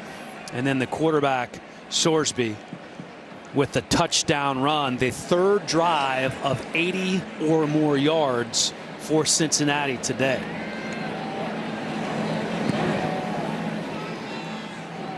Been a busy day for their kicker, Nathan Hawks. Ball on the deck for a moment. That's Massey. Does a nice job breaking the tackle and getting out to the 25-yard line. And go ahead, P. In the first half, Cincinnati turned Houston over, turned it into a touchdown beginning of the second half. Houston with a bit of a drive, turns it over, and Cincinnati answers right back. They haven't been helpless, but the score looks like they have, and now we've removed the quarterback. So Donovan Smith looks on as the sophomore Zion Chris, the Louisiana transfer in his first year at Houston, into the game at quarterback. And he is very dangerous with his feet. Picks up 8 yards on that carry. He was in the game a bit earlier on a run play for Houston, but a little more, maybe a little more spry, just a little more speed for Chris than Smith. Donovan Smith can run the ball as well. Smith a bit bigger. Well, they said they wanted to get Zion in the game as he's getting healthier and healthier. Nice lead block there by Stacy Snead, and pretty good gain on first down. Empty backfield for him.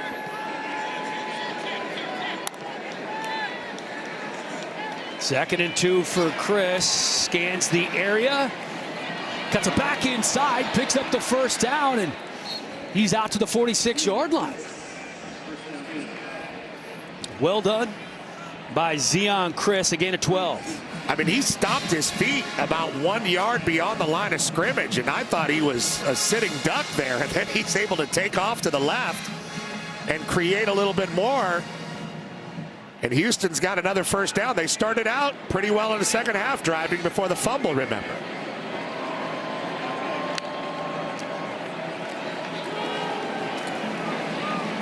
Houston keeping it on the ground. That's Stacy Snead. Picks up 1. And a good job on the defensive side of the ball. Cam Rutherford, kind of a utility guy, plays a little nose tackle and defensive end for the Cincinnati defense. Yeah, he comes in usually to spell the Godfather, Dante Corleone. So Rutherford right now right in the middle at that nose guard position. 2nd and 9, going to keep it on the ground again with Chris. Stop short of the first down, so it's going to be 3rd and 2. That was Brian Sims on the stop.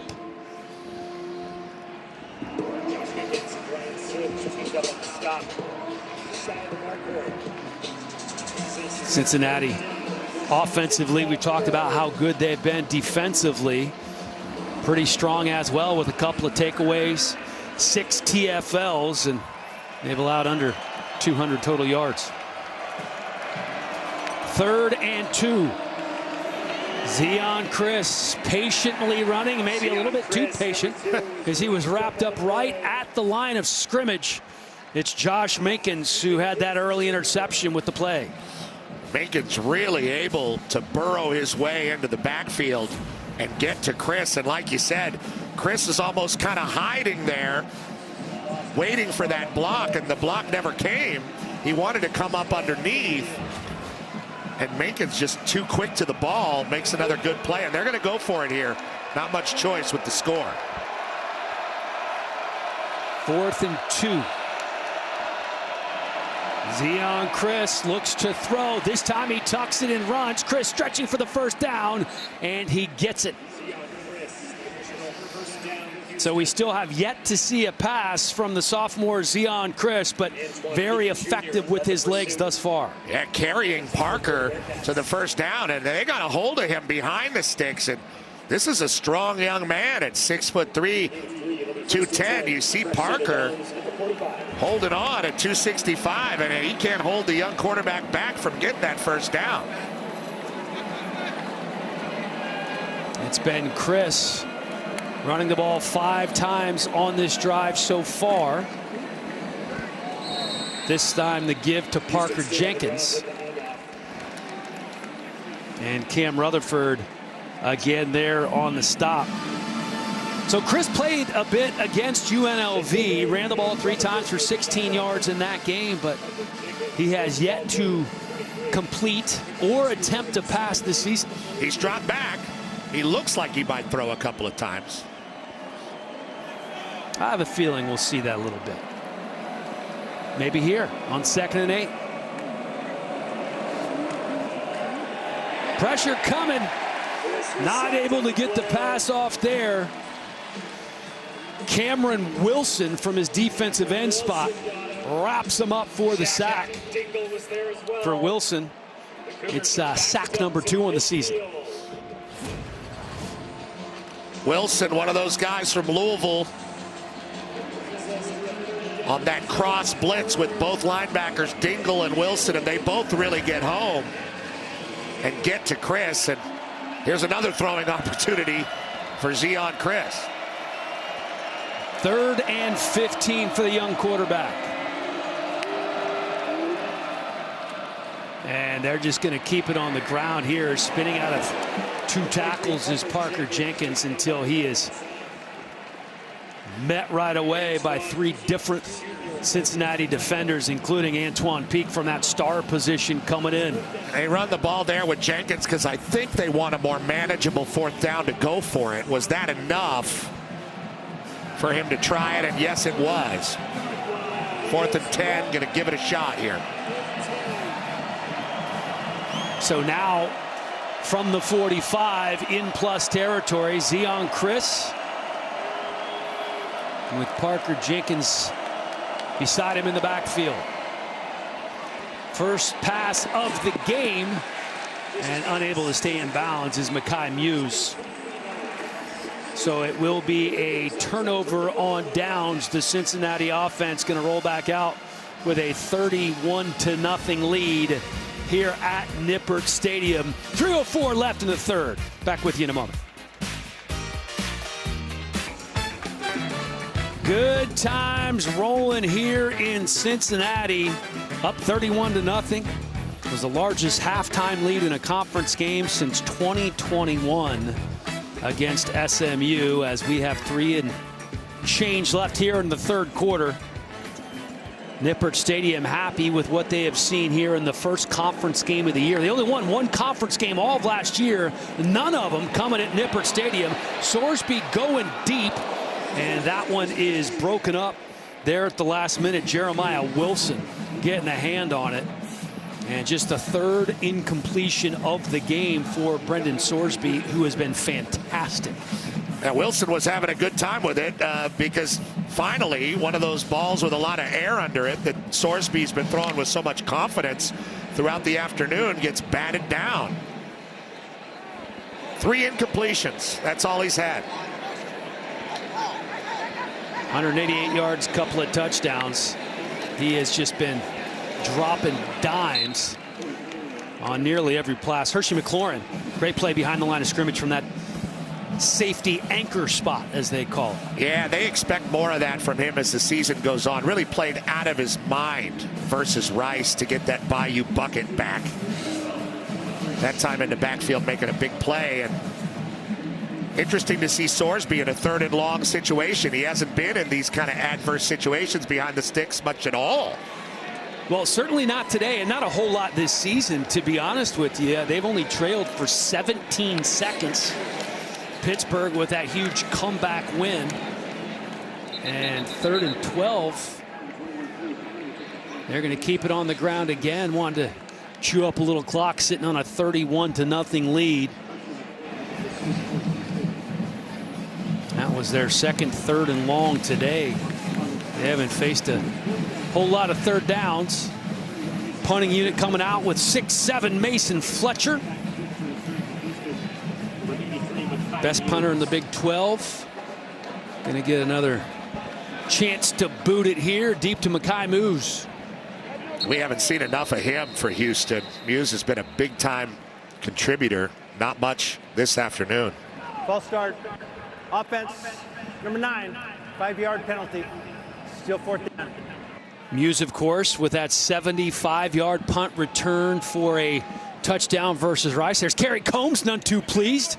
Awesome. High school coaching legend in Cincinnati. Spent some time with Mike Vrabel and the Tennessee Titans as well. Colerain Cardinals, a legend in this area. Unhappy special teams coordinator right there.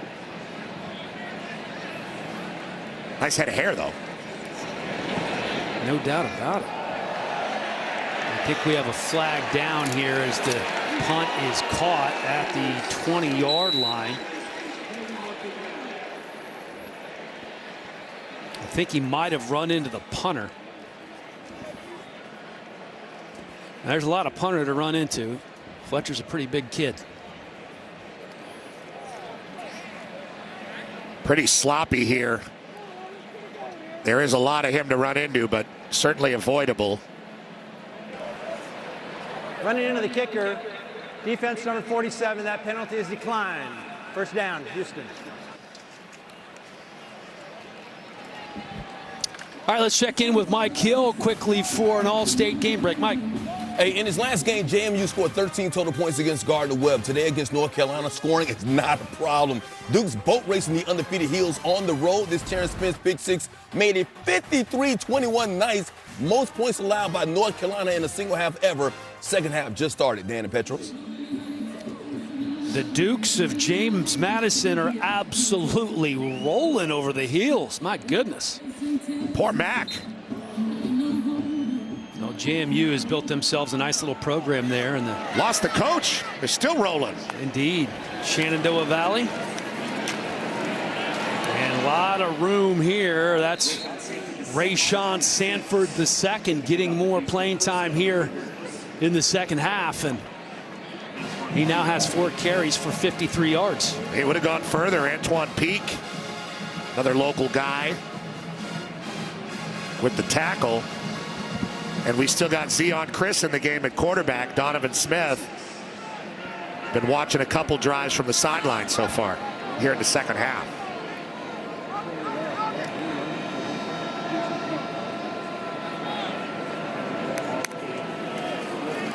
Here's Chris with pressure coming.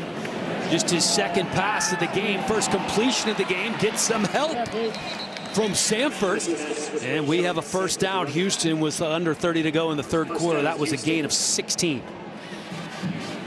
Sanford, some really impressive stopping and starting moves. He can get going in a hurry and not afraid to take it up the field. Here's Sanford again. Looks like he was going to break 3 from that first tackle. Simeon Coleman coming in to make sure he doesn't pick up more than a yard or 2. Simeon Coleman, another one of those young freshmen. Sanks and Parker as well out there making plays. They're saying forward progress was stopped, so Peak did not get the strip, and that's the end of the quarter.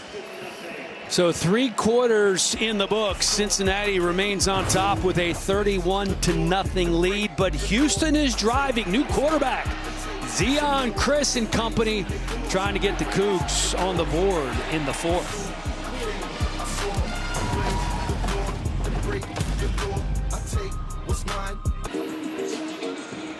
An early interception by this Cincinnati defense really opened the floodgates.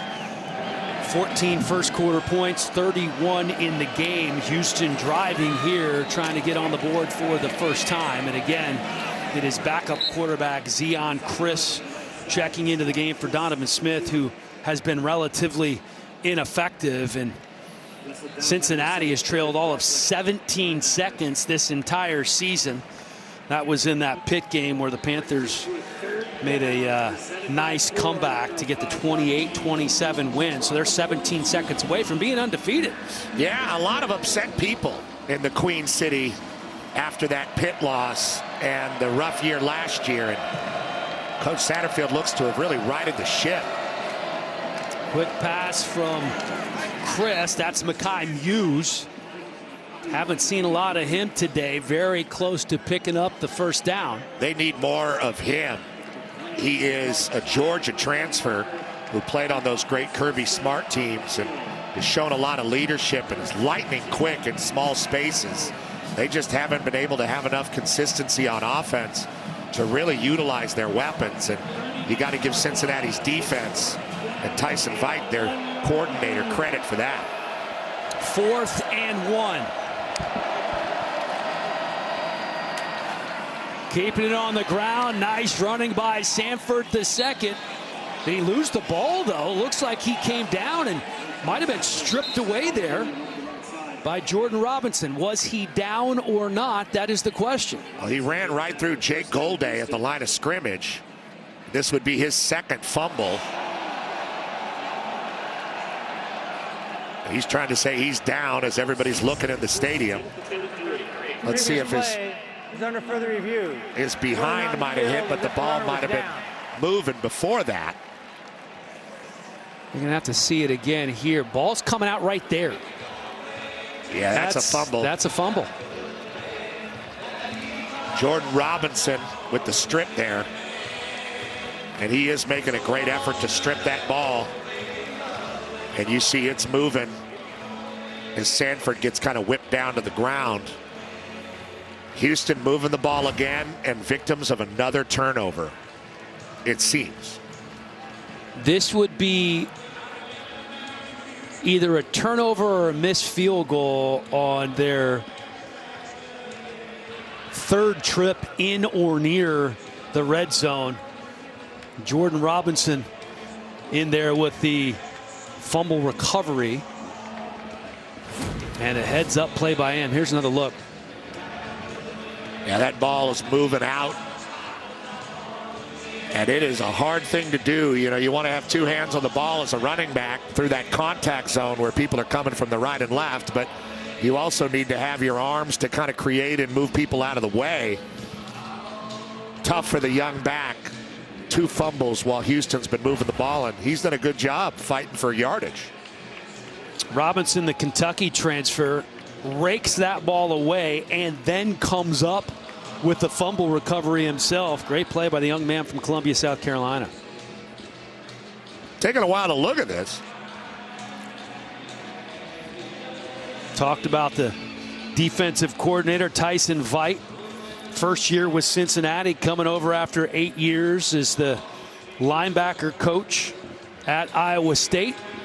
Yeah, those guys from Matt Campbell and Coach Haycock, the defensive coordinator there in Ames, and that Big 12 3 safety look that is so popular in this conference. A lot of those guys getting hired to coordinate from Matt Campbell's coaching tree, and you see what they've done defensively today. They're trying to figure out the spot. Yeah, Dan. Yeah, I think that's been what's taken him so long, is trying to spot the ball. You know, if he pops out there, you know, if you come up to the booth, I could probably tell you it's going to be right there. Right there. Right there.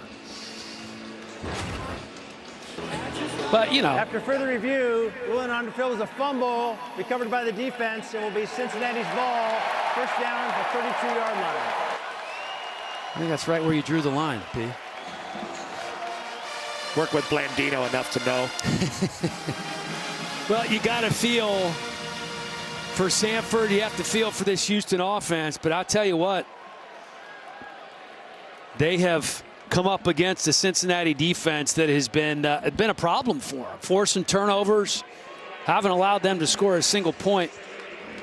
And now we get another look at this Cincinnati offense that most likely is going to try to keep this ball on the ground and chew up some clock, especially now when you have Brady Lichtenberg in at quarterback.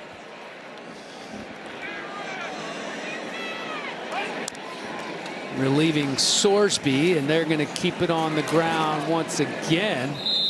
That's Corey Kiner staying in the game. He lost a couple on that play. And Kendrick Gant on the stop for Houston. There's Lichtenberg. Young man out of Toledo, Ohio.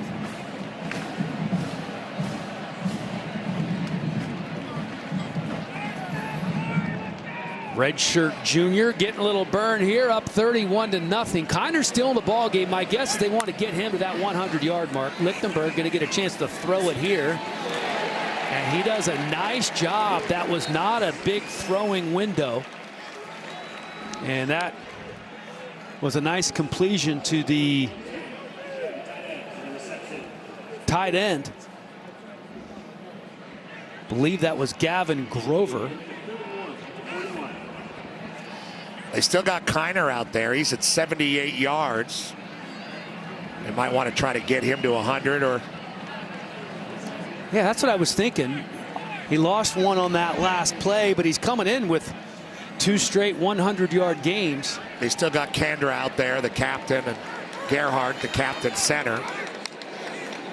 3rd and 1. Lichtenberg, pressure, rolling out to his right, downfield. He was looking for the tight end, Royer. That's going to bring up 4th and 1. Looked like they got away with Kandra doing a false start there, but officials did not catch it.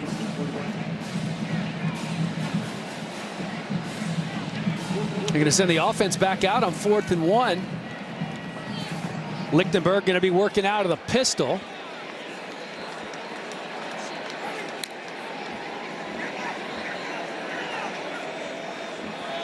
And Manny Covey, the redshirt freshman from Florida, in at running back, keeping it on the ground with Covey, who picks up the first down on 4th down. And so Cincinnati going to continue to chew up a bit of clock here. Lichtenberg now in at quarterback again for Brendan Sorsby, who had a great game. 12 of 15, just 3 incompletions. A couple of touchdown passes. So Sorsby now 8 touchdown passes, no interceptions on the year. Man. Has been one of the more efficient quarterbacks in the country. Cincinnati, top to bottom, has been solid in this game, borderline spectacular. And again, it's the freshman Covey picking up 8 yards before he's wrapped up by Halsey, who was kind of grabbing at his lower back there after making that tackle. Halsey, the second leading tackler for this Houston defense. Halsey still smarting from getting run over by Brendan Sorsby in a touchdown earlier this half. And Kiner is out as Covey gets some more run here in the game. But still with that offensive line starting unit mostly out there. 2nd and 1. See if they keep it on the ground again with the young running back Covey. And it's another first down for Covey. Came into the game with 5 carries for 26 yards. And he has 3 for 17 so far here today. Yeah, more slender than Kiner. Kind of takes a little longer for him to gather his body, more spread out stride, but put it in the right place his last 3 or 4 rushes. Well done. Chance Williams now in at tailback for Cincinnati.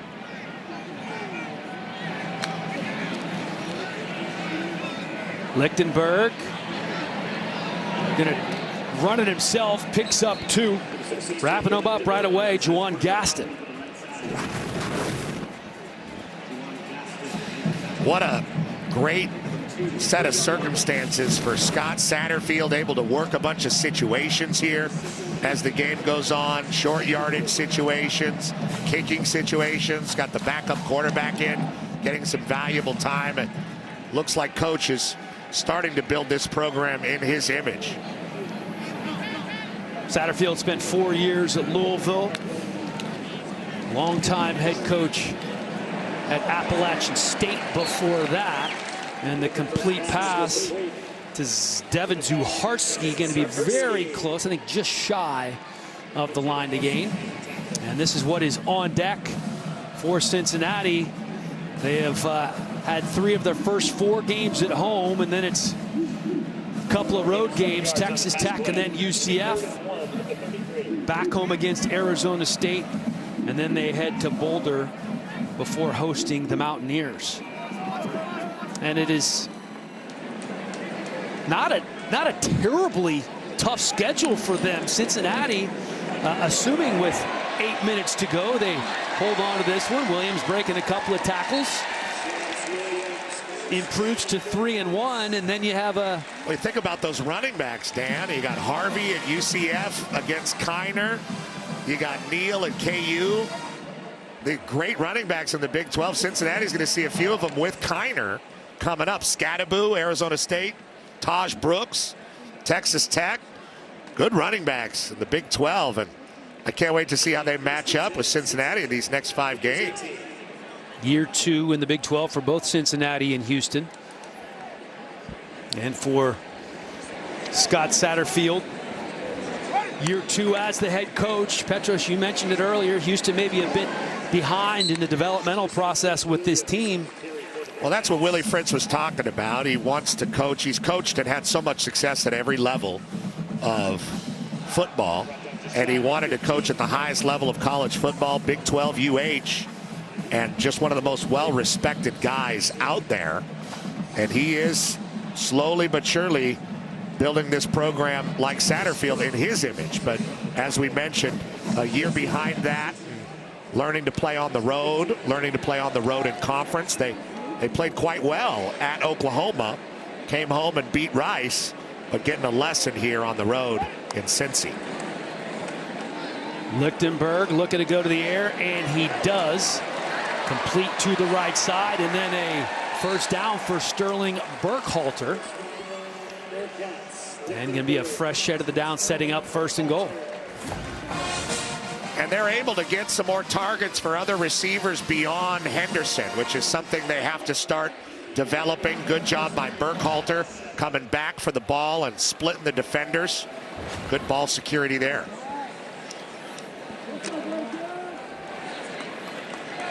Almost 7 minutes on this drive. This is play number 12.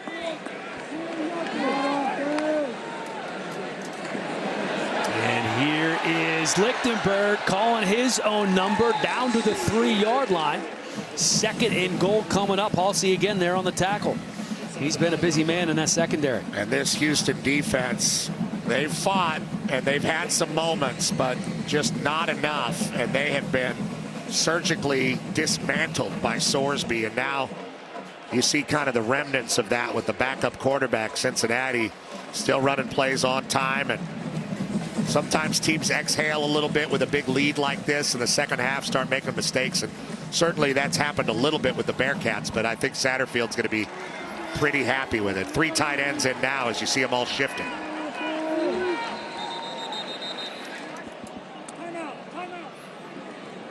Timeout on the field on 2nd and goal. 31 points on the board for Cincinnati, looking to add a few more here.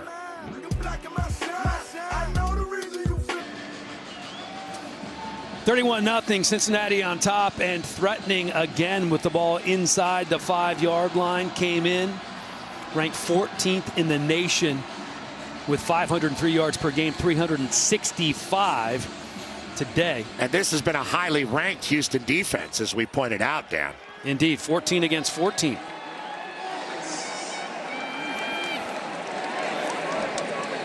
Brady Lichtenberg in at quarterback. He has, ball's on the ground, loses it for a moment. Lichtenberg gets it back, and that's going to make things a bit more difficult here on 3rd and goal. Remember, they had the sack earlier in the game in the red zone, and Sorsby came back and threw a strike to Henderson for a touchdown. We'll see if they drop Lichtenberg back again here. Ball on the 7-yard line, a little more room to throw if they choose to do so. Lichtenberg has thrown 4 passes this year, all of them coming in this game. He did throw 34 last year. Also ran for a touchdown last year. And pressure coming on Lichtenberg, nowhere to go. Swarmed by that Houston defense. Going to be bringing up 3rd down, or 4th down rather. Michael Batten getting the penetration. Batten was first, and then Holmes cleaned him up. And they were right on Lichtenberg. Not a bad drive for your backup quarterback. I'm sure they would have liked to have finished it a little bit differently. So on comes Nathan Hawks. Nailed a 46-yarder earlier in this game. This one will be from 29. He, of course, making his first start for Cincinnati last week. Became the first kicker in Cincinnati history with 2 50-yard field goals in the game. And we have a delay of game by Cincinnati. Offense, 5-yard penalty, still 4th down. They're making an effort to run some clock there, so that could have been a big part of it. Or Hawks just doesn't like kicks under 30 yards. Too easy. He's a big leg guy. Too easy.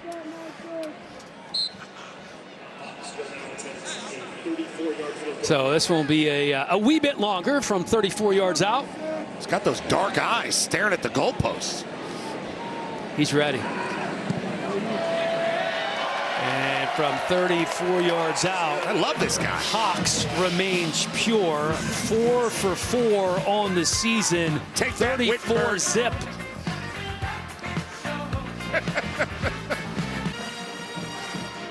The reviews are in. First things first is a mix of analysis, tremendous chemistry, and total craziness. Nick Wright, Chris Broussard, and Kevin Wilds serve up a fresh daily dose of unscripted and unfiltered sports talk weekdays at 3 on FS1.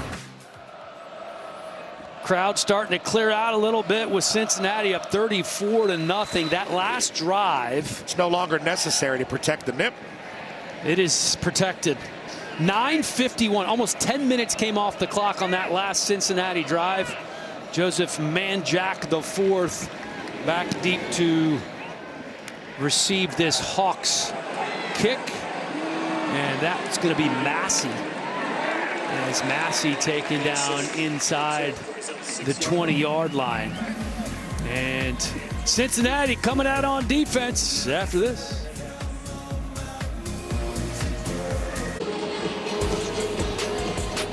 Still 34-0 here in Cincinnati. Just over 3.5 minutes to go as we take a look around the Big 12. Some new faces, some familiar faces. Big week in the conference. Kansas on top of West Virginia by 4 in the fourth quarter.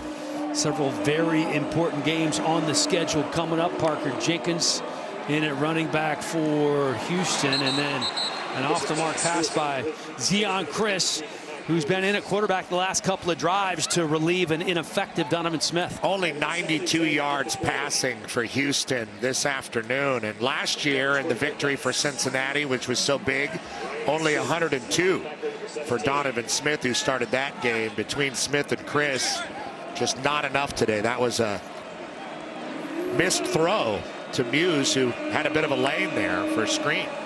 Gonna throw again on 2nd and 10.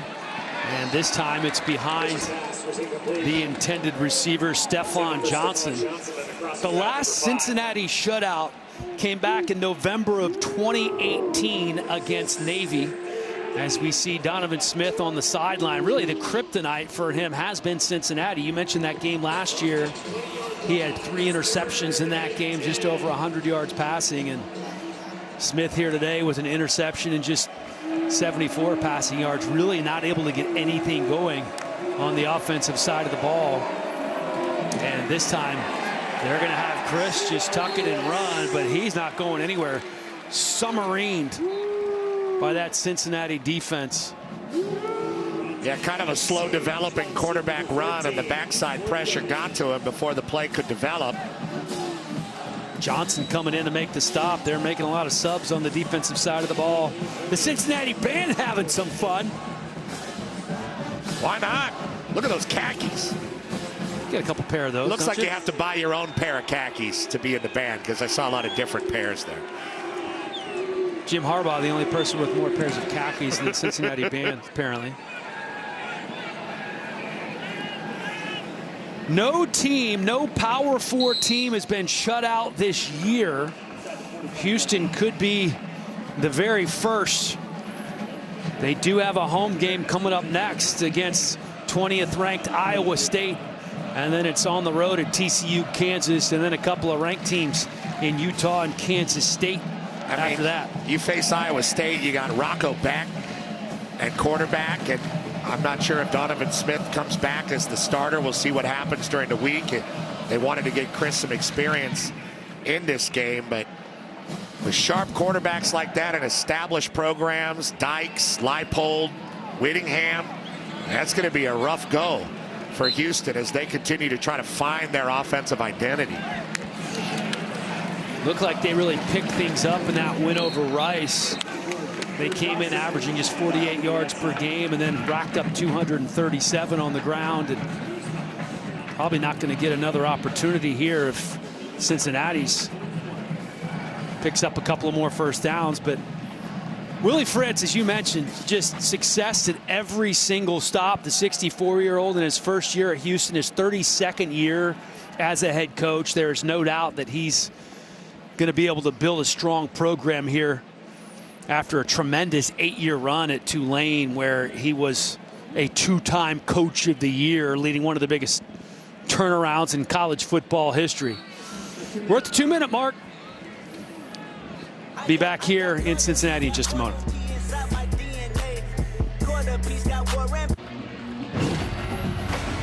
Spoken Player of the Game sponsored by Old Trapper. What's your beef? I have no beef with Brendan Sorsby. He was absolutely spectacular today. Top 25 in the nation in passing yards and total offense coming in. That's probably going to drop down just a bit after today because he didn't need to throw the ball a whole lot. Didn't play the whole game, but when he was in there, he was nearly perfect. 12 of 15, 188 yards, and a couple of absolute dimes for touchdown passes to Xavier Henderson. Yeah, everything you want out of your quarterback is what Sorsby displayed. He was poised. He worked within the context of the offense. He didn't try to do too much, but he was spectacular in what they asked him to do. And it looks like Coach Satterfield really found himself a quarterback in the transfer portal that's going to make Cincinnati much more competitive than they were last year in the Big 12. And for Houston, it feels like the search continues. Sorsby certainly has the size and the arm talent, the poise in the pocket, a little bit of everything. He's on the sideline right now looking on as Brady Lichtenberg hands it off to Victor Dawson. Strong coming in on the stop for Houston, and fourth down coming up. What a performance from Cincinnati here at home, and after just one Big 12 win last year, they matched that number already in their conference opener here at Nippert. Yeah, they couldn't have really asked for much more. And without that disappointing comeback that Pittsburgh was able to manufacture, there'd be a lot more talk about Cincinnati football in the area and in the conference. Well, I think if they were able to hold on to that one, certainly to improve to 4-0, but nonetheless. Defense number 93 with contact, 5-yard penalty. The yardage results in a first down. At 3-1, they're going to be sitting in pretty good shape as they enter the thick of the Big 12 schedule, especially with a quarterback like Sorsby. Anytime you can find a guy like Sorsby to come in the portal, and oh, by the way, still a pretty young guy, still learning the offense and still going to improve. Check out this victory formation, Dan. You don't often see it in the shotgun, but he's going to get the shotgun snap from the backup center here, and then he's going to run forward and kneel, which is pretty interesting. Option, please reset the game clock to 30 seconds. The clock will start on my signal.